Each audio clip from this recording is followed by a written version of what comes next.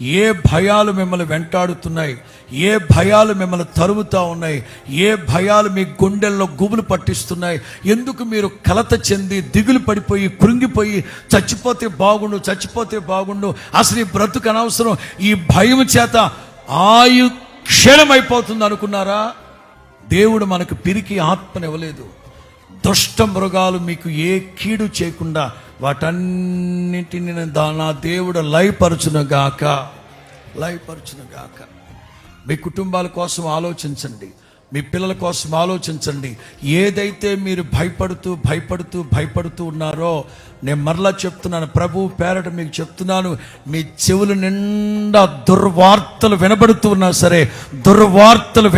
ఉన్నా సరే లెక్క చేయొద్దు. పొరపాటున ఏ దుష్టుడు మీ మీదకి రాకుండా, మీకు ఏ కీడు చేయకుండా నా ప్రభు మీ చుట్టూ, మీ కుటుంబాల చుట్టూ అగ్ని కంచె వేయునుగాక.